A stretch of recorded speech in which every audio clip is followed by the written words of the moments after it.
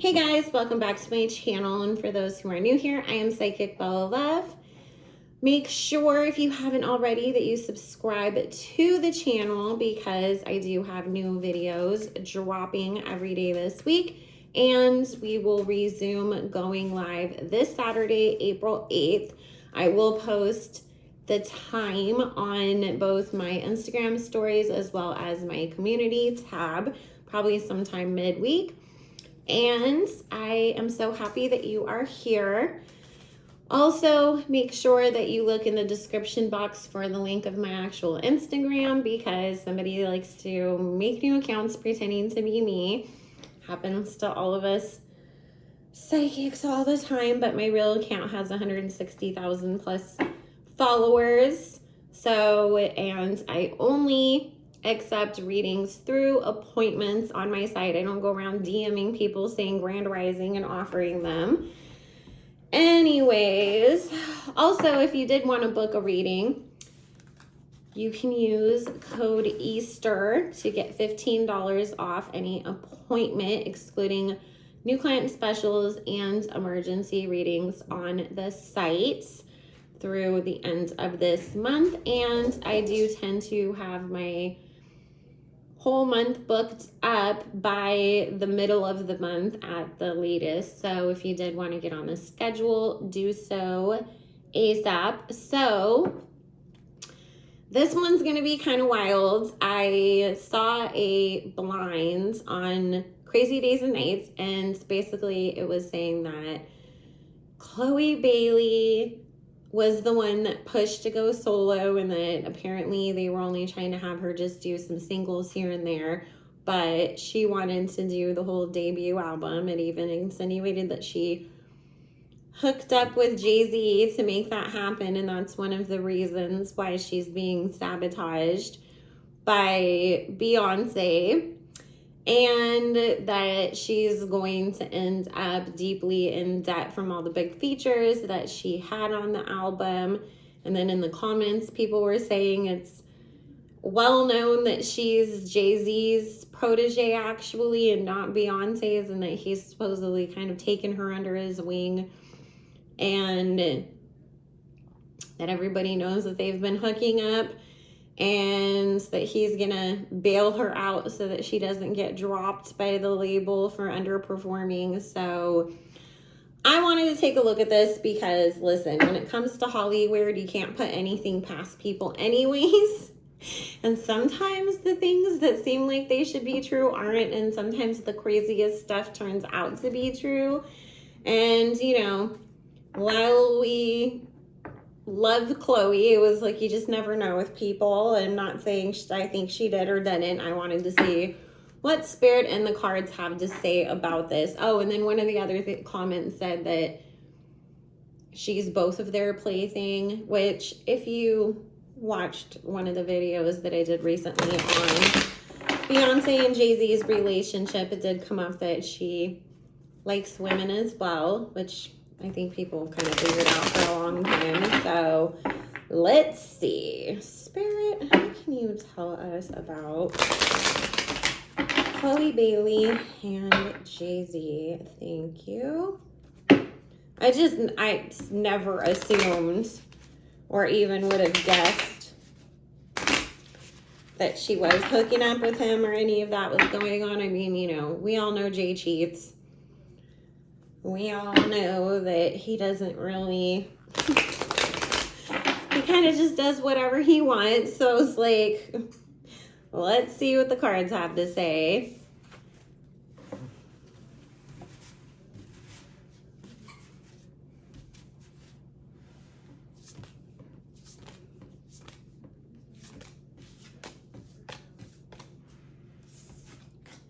Which, you know what, I was talking about this in my Patreon over the weekend. It is kind of weird when you think about, you know, you would have assumed that Beyonce would have had so many other like businesses other than Ivy Park at this point.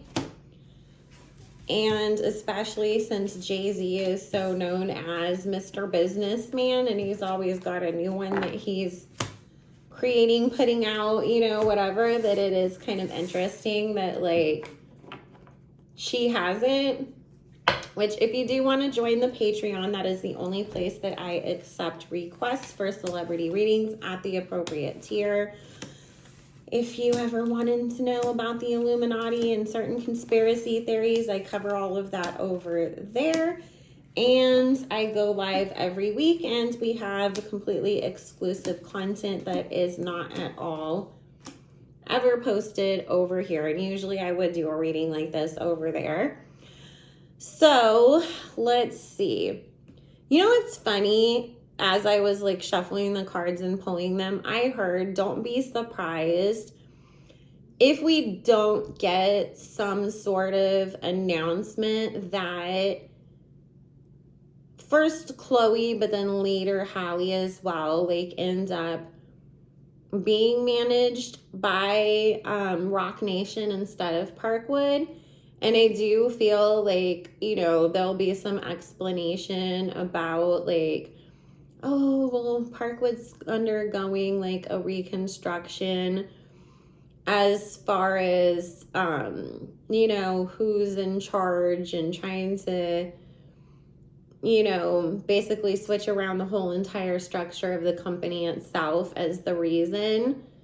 But I really feel like, you know, it's more so just because Beyonce has so much going on constantly, and she does take up so much time and attention because every project that she puts out is so completely over the top, detailed, requires a lot of man hours between the costumes and the tour packages and how everything's going to look and all of that.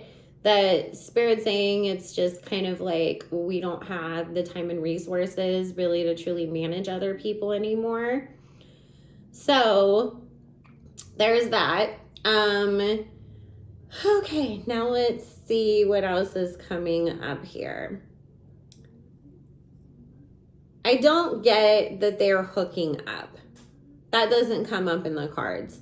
What does come up though is that Chloe does kind of look more at Jay-Z as if he is the better advisor and guidance to her.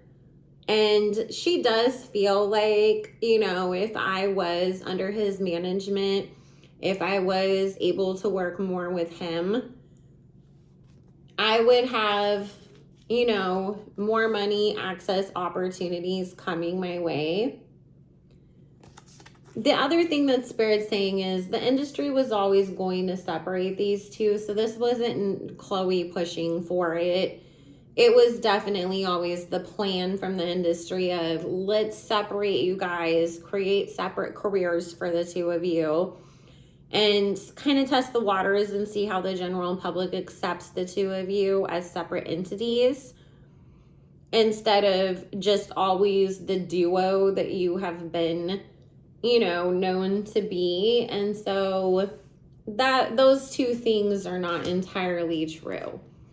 I mean, we'll still get into if Beyonce is sabotaging her or not, but I do get that, you know, Chloe has gotten to a point where she is starting to feel like I probably would have been better off if I was signed under Jay-Z, and that things would go better for me, you know, as far as what I would be able to achieve and do within this industry. I don't see her getting dropped by her label either. But Spirit's saying it's going to be a long time in between projects. They're going to push her to go back into acting because they're not going to see the return on the investment as far as, you know, this album goes, which I just recently did a reading on that. So you can go back and reference that for more details. But it is talking about her needing to be pushed into other creative ventures in order for things to turn around for her. And so Spirit's saying, you know, they're going to kind of throw some different things at the wall and see what sticks. And then we'll end up hearing that there's a switch in management. And, you know, it'll kind of be like, oh, well, Rock Nation's going to take over. And, you know, then all of a sudden we'll see Chloe in a different light where all of a sudden she's got more brand deals. She has more things that she's doing with herself. I'm sorry, I didn't mean to flip anybody off. That was just how I grabbed the cards. My fingers get stiff sometimes. So now let's see. Spirit. Whoops. What can you tell us about, how does Beyonce feel about Chloe? Is she truly supporting her, or is there any kind of sabotage going on behind the scenes? Thank you.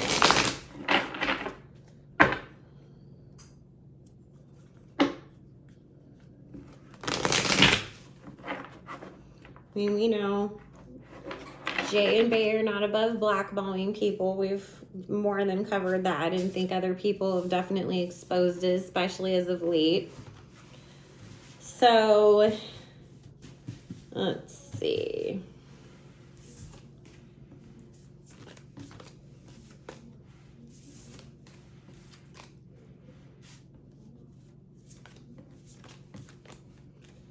So I know that originally people were, you know, kind of like touting that Normani was going to be the replacement for Beyonce. And then all of a sudden, you know, we haven't really seen her do a whole lot since those, you know, rumors or statements were being made, and then Chloe was being pushed out in front instead.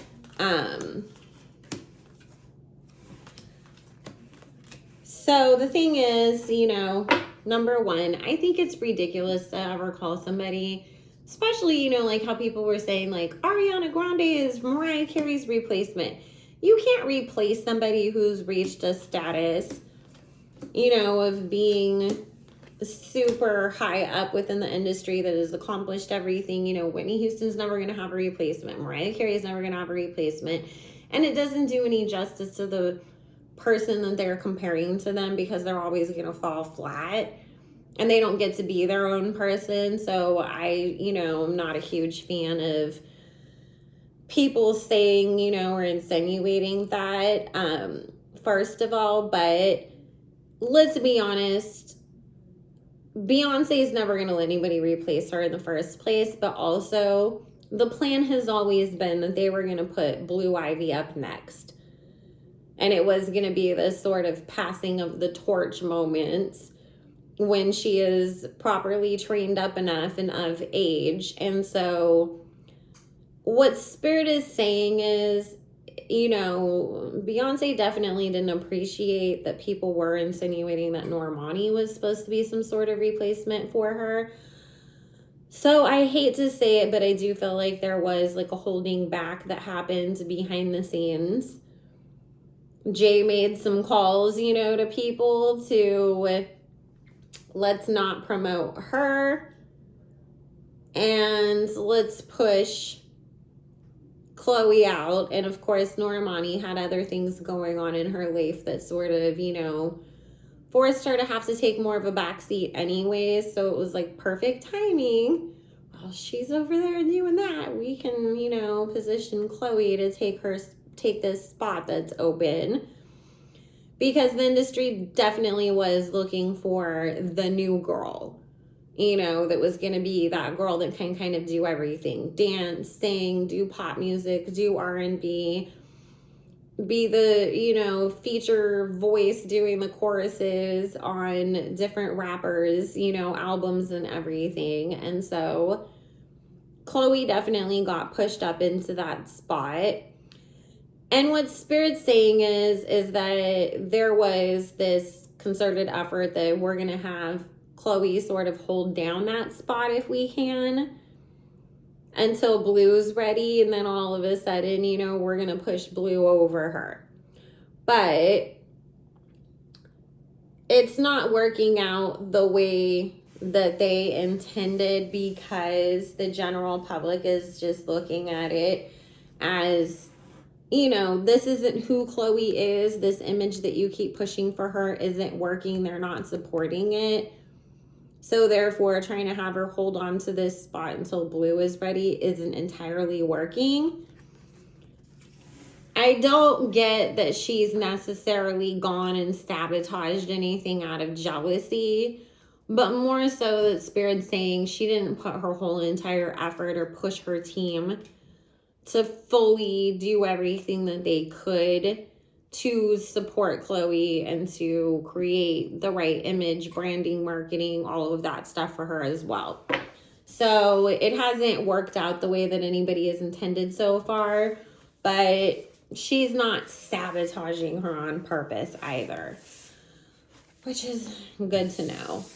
So I'm honestly, out of everything, I was almost expecting that it was going to say that Beyonce is sabotaging her. And I didn't, you know, I wasn't entirely like, oh yeah, they're going to say that she's hooking up with Jay. So we can say that this blind is debunked, and Spirit said, you know, Chloe's not in some weird three-way relationship with Jay and Beyonce either. But like I said, when it comes to Hollywood, you just never know. So I wanted to make sure, because I was like, it's kind of a wild, bold thing to say unless you somehow really, truly believe that this is true.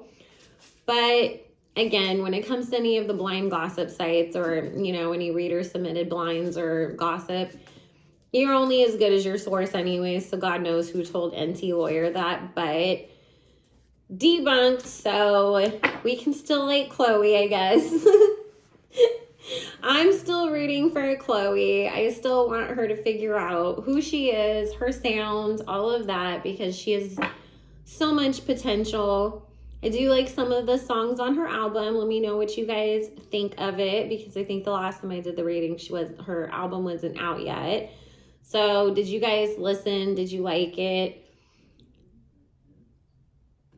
Future kind of ruined Cheat Back for me. I liked the song until he came on, and then I was like, I feel like it would have been better if he just rapped rather than that mumble singing.